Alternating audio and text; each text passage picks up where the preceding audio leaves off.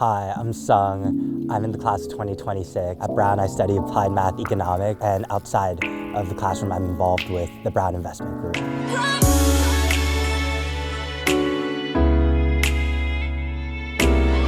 This is the Salomon Center. I have CS15 here, one of the most famous classes at Brown, taught by one of our most renowned CS professors. I am thinking of concentrating in applied math economics.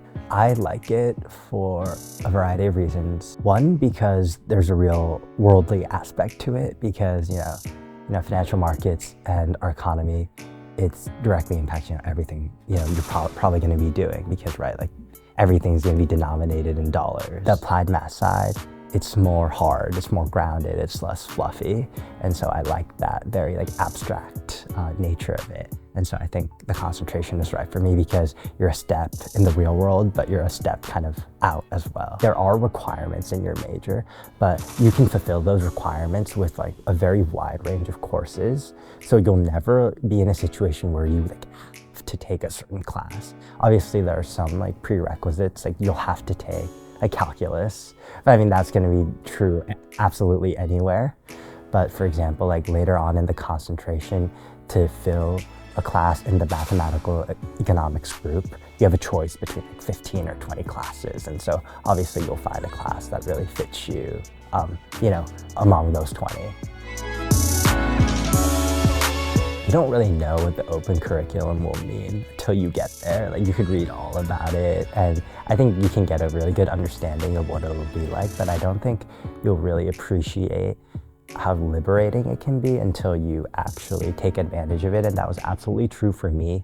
Not that the open curriculum will fix all your problems and you'll be the happiest person ever. You won't be, realistically, right? You're gonna have problems, classes are gonna be tough, you're gonna screw up. But what's amazing is my first semester here, I got to have complete freedom over what I wanted to take. And I know that's really obvious, but what that really means is you'll be seeing your friends at other schools with really strict core curriculum requirements take all these classes that are making them miserable.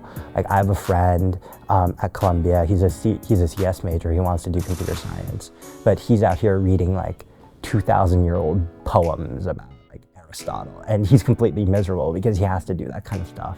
But here, your first semester, if you know you want to study computer science and that's what you want to do, you can do completely that only, and avoid having to touch Plato or Aristotle, or something that's probably realistically not going to affect your life that much if all you care about is Java or Python or C++.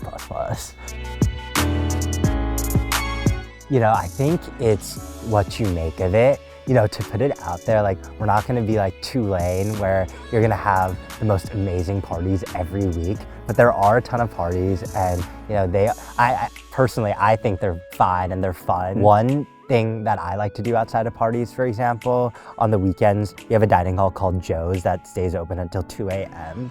I personally think it's the most enjoyable thing, just getting together 2 or 3 of your friends and going for a late night burger run, and then heading back to the dorm when it's super cold and just sharing stories. Aside from that, I mean, we have so many cultural groups here. Obviously, Brown is known for our eccentric, our spirited selves, and that does show up in sort of the activities we have. There's always free food, there's always these crazy dance cultural events going on that you can attend free of charge.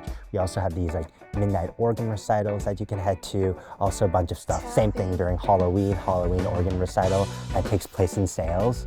Only thing I will say, the recital will start at 11:30 p.m., but you have to show up at 8 p.m. because the line will just start wrapping around the quad itself. Yeah, so there are, I think if I'm not wrong, 4 investment groups on campus.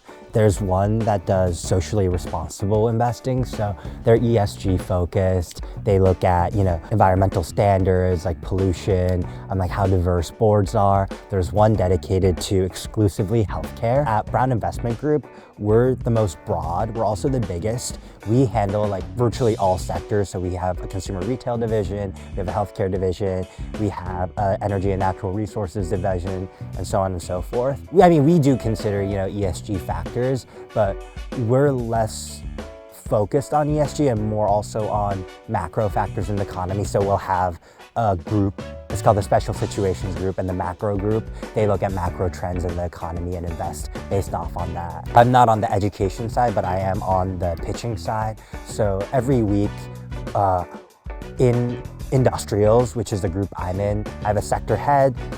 There are also analysts that I work with. We'll talk about companies that we think are interesting. So for example, we pitched John Deere last week. We'll make a DCF or do a comps analysis. We'll put together a slide deck, thesis, market overview, DCF, blah, blah, blah, so forth. And we'll pitch it to the entire club on Mondays in Friedman, which is where we meet. And then as a club, we'll take a vote together whether to buy it or not. And then if we vote to buy it, our portfolio manager, buys the equity through our market maker, and we track its performance over time and then report back to our presidents. The work you have in your clubs and the work you have in school, it's not too bad. A lot of kids I talk to, they're involved, who are involved with the same things, different kinds of clubs. There are kids who do the cooking club and the running club and the swimming club and do all those 3 things and still manage to get their classes done pretty well. So at Brown, I don't think it's a huge problem managing your clubs with your classes, so I wouldn't worry too much about that. But in terms of the interaction, I think that's pretty huge. My econ professor, he was the finance minister for Portugal. And so he would just be telling us about how he just shifted the money supply from this to that just on Tuesday. In our club, when we talk about the Fed and we're trying to predict what the Fed is going to do, and we're just shooting out ideas okay, how are we going to preserve our capital when in the time of high inflation and these rising interest rates. You start to make those connections between class. What did Professor Lancaster say? And so I think that side of it is actually real.